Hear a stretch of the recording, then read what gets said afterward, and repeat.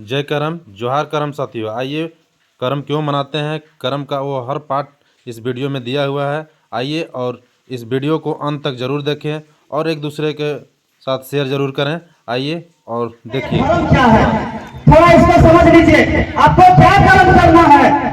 जब सदियों पहले जंगल था, कोई ज्ञान विज्ञान नहीं था, कोई विद्वान नहीं था, उस समय हमारे पुरखों ने इस आखुर जंगलों के बीच में जीने का कला विकसित किया, ज्ञान विकसित किया, और जैसे जैसे उनको जरूरत लगा वैसे वैसे वो अपनी पर्व त्योहार गढ़े, अपनी संस्कृति गढ़े।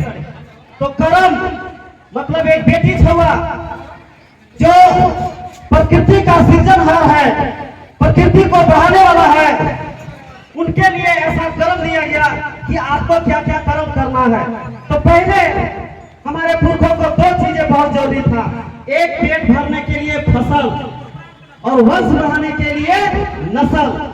और ये दोनों चीजों का ट्रेनिंग आपको इस कर्मा के पर्व में दिया कि आपको बीजों को चुनने सीखना है, बढ़िया बीजों का चुनाव करना है, अंकुरण की प्रक्रिया को समझना है, और रोज दिन जवाब में जगा के देखते हैं कि कहीं कोई गड़बड़ तो नहीं है। सीखते हैं, इस बीजों को पहचानने सीखते हैं, और उसमें 11 तरह का जो नियम है, मैं इसलिए कहता हूं कि आज इन्हीं नियमों को अमेरिका जैसे संस्थानों में डांसिंग फॉर बर्थ और उनके नाम से पैसा लेकर जो महिलाएं माए बनती हैं, उनसे पैसा लेकर यही कर्मा का ज्ञान बारे सिखाता है, जो आपको कर्मा में सिखाया जाता है। क्या कि अगर आप नीमक खाएंगे जवा कमाए तो जवा गए, अगर साग खाएंगे तो सतपुताए देता।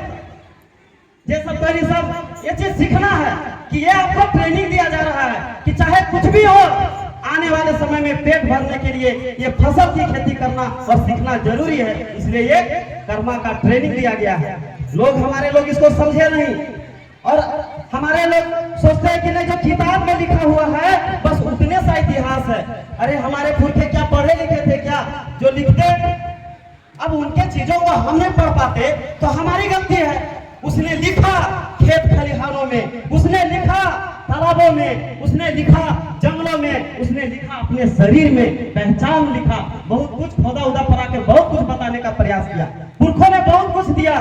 बहुत ऐसे गीत है, अब ये गीत है कर्मा वाला, थोड़ा कॉन्सेप्ट खत्म कर लेते हैं फिर एक दो गीत में आ जाते हैं कि ये कितना बढ़िया पर्व है कि आपको एक फसल का ट्रेनिंग दिया। दूसरा ये कर्मा का नाच, ये जो नाच नहीं नाचता है ना, उन लोग आज सेजरियन हो रहा है। और एक बार अगर हमको ऑपरेशन हुआ तो हर बच्चा के लिए ऑपरेशन करना पड़ता है। तो इसके लिए पुरखा ने कर्मा का नाच, ये ऐसा नाच है जिससे हमारे बहनें जब वो माँ बनेंगी उस समय उन शारीरिक अंगों का मजबूती होगा जब वो माँ बनने के समय आवश्यक होगी। तो ये शारीरिक विकास, सामाजिक विकास के लिए अखाड़ा बनाया। जब स्कूल कॉलेज नहीं था तो लोगों के साथ उठने बैठने, एक दूसरे का इज्जत कदर करने, तमाम चीजों को सीखने के लिए ये सामाजिक विकास। फिर भावनात्मक विकास, नहीं कहते हैं कि मैया के जिया गैया तरी और पापा जिया कसैया तरी। तो ये जो भावनात्मक मातृत्व विकास है, इसके लिए खीरा बेटा का कॉन्सेप्ट दिया ताकि आपके अंदर वो भावनात्मक विकास हो और आपको एक माँ की तरह एक जावा का माए बन के पालना है। आगे चलकर आपको नस्ल को बढ़ाने के लिए बच्चे को पालना है। तो इतना बढ़िया शिक्षा है, इतना बढ़िया चीज है हमारा संस्कृति। आज कोई वैज्ञान बता सकता है कि भाई एक हमारा बहन अगर नमक खाती है तो जावा कैसे कर जाता है कोई साइंस? आज भी साइंस बता नहीं सकता। तो एक तो ये है, साथ ही इसमें कई चीजें। तो ये कर्म आपको करना है ताकि कल के डेट में आप जब माँ बने तो इन्हीं गुणों को आपको याद रखना है, क्योंकि उस समय किताब नहीं लिखा गया। आज भले डांसिंग फॉर जैसी संस्थाएं हैं।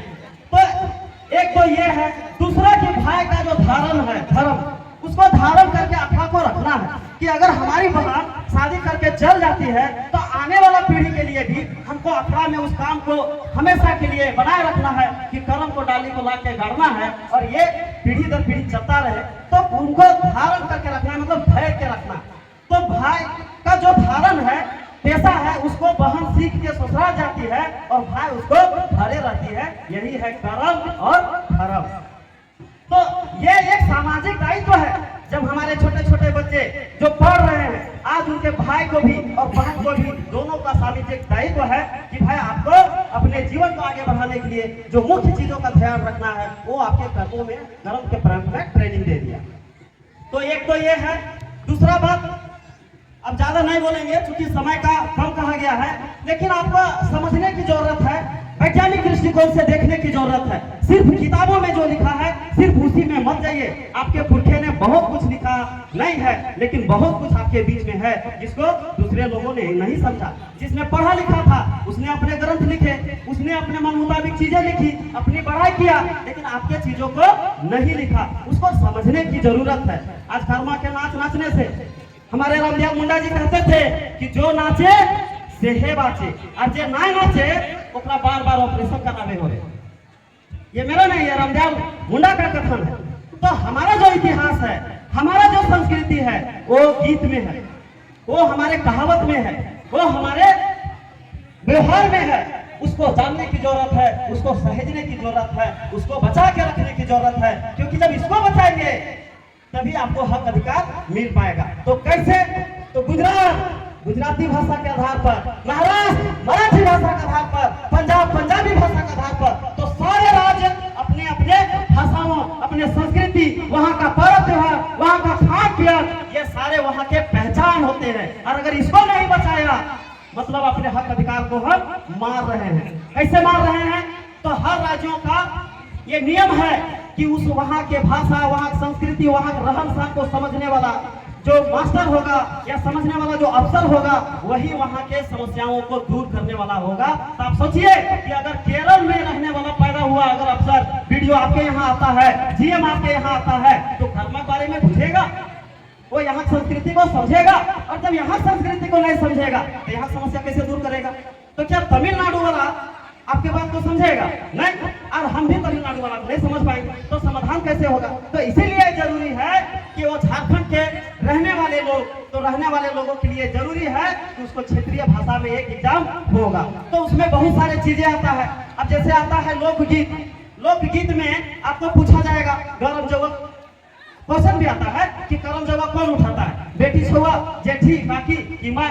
तो यहाँ का आदमी सब जान जाते कि बेटी छुआ, तो यहाँ का आदमी वीडियो सीओ बन जाता है। और जो दूसरा राज्य से आए हैं उसी चीज को ना जानते तो फेल हो जाता है। तो जब हम स्थानीय संस्कृति को बचा के रखेंगे तब हम चीजों को रिजर्व करके रख सकेंगे। अब जैसे बंगाल में लोग बोलते हैं बंगाली बड़ा तेज होता है, बंगाली तेज नहीं होता है, उसने अपना भाषा संस्कृति को बचा के रखा है। और आज अगर कोई जाकर बंगाल में बसता है तो वहाँ के भाषा, वहाँ की संस्कृति समझ ही नहीं पाएगा।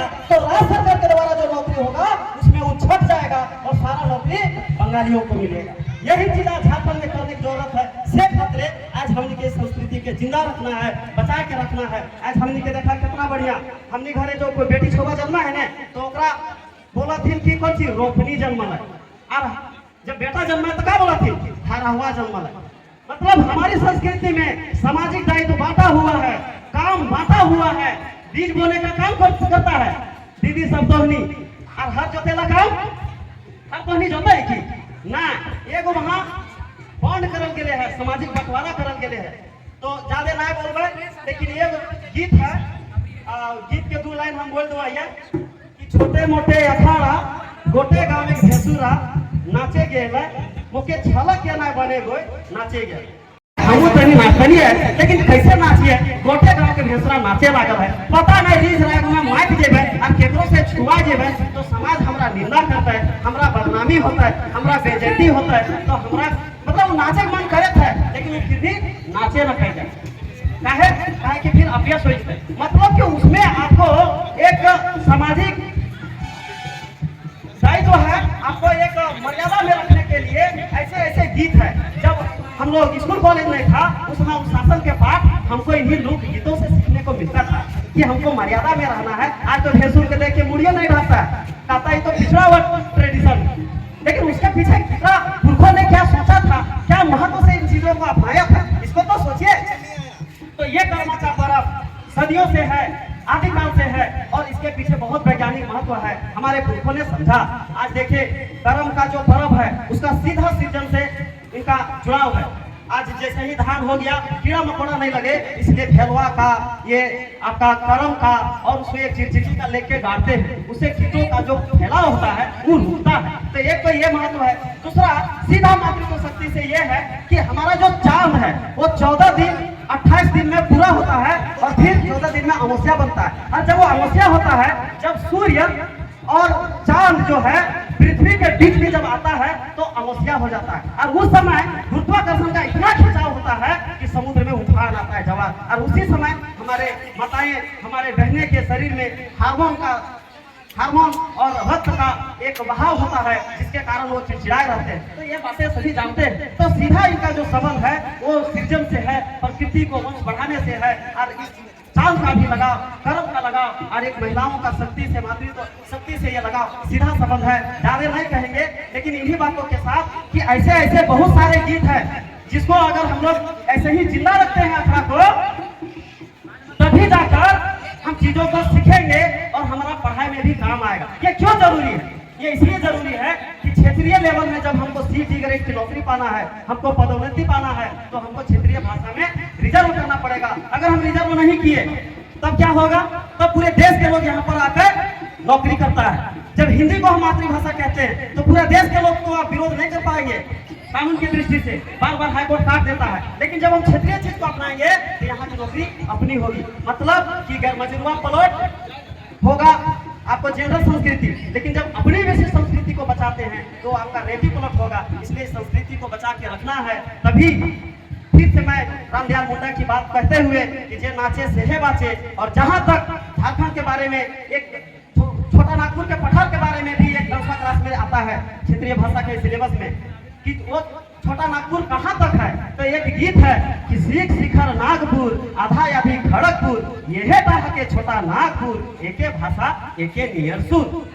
वो जगह जहाँ एक ही भाषा और एक ही सुर में नाचते हैं, एक ही पाता नाच में नाचते हैं। और इसी को रामदयाल मुंडा जी कहते हैं कि जहाँ तक मांडर की थाप जाती है वहां तक समझो झारखंड है। तो ये झारखंड पूरा मिला नहीं है, वो बिरहा झारखंड जो एक सर जी पहले कह रहे थे, वो हमारे पीओ साहब कह रहे थे कि कर्मा उड़ीसा में भी मनाया जाता है, छत्तीसगढ़ में भी मनाया जाता है। तो ये वहां तक छोटा नागपुर है, वहां तक झारखंड है जहां तक मांडर की थाप जाती है। मतलब कि कर्मा का नाच होता है। उसको एक गाना में है कि सीख शिखर नागपुर आधा आधी खड़गपुर, यह डाह के छोटा नागपुर, एक भाषा एक नियर सुर। तो ज्यादा इसका भावार्थ लिखने के लिए आएगा तो आपको यही लिखना है कि पारसनाथ पहाड़ से सरगुजा तक और यहाँ से लेकर खड़गपुर तक ये छोटा नागपुर है, जहाँ के लोगों का ये प्राकृतिक पर्व जो मनाते हैं, प्राकृतिक शक्तियों को पूजते हैं। इन्हीं बातों के साथ बहुत ऐसे चीज हैं, आप बच्चे लोग हैं, आप लोग ऐसे समय से गुजर रहे हैं कि हमारी संस्कृति, हमारे जो कहावत है, हमारे बहुत पुरखों के गढ़े हुए जो रिवाज हैं वो खत्म हो रहे हैं, आधुनिकता के नाम पे छीन हो रहे हैं। आपको आधुनिक शिक्षा भी लेना है, लेकिन पुरखों के तीक्ष्ण ज्ञान से गढ़ा हुआ जो महत्वपूर्ण चीजें हैं उसको भी आपको सीखना है, उसको बचा के रखना है। तभी झारखंड की माटी बचेगा, झारखंड का हक अधिकार बचेगा, आपकी नौकरी बचेगी, आप बचेंगे और तभी जाकर आप सही मायने में झारखंडियत की अपनी पहचान ले पाएंगे। क्योंकि आज तक ये तय नहीं हो पाया है कि झारखंडी कौन है और बाहरी कौन है। इसलिए ज्यादा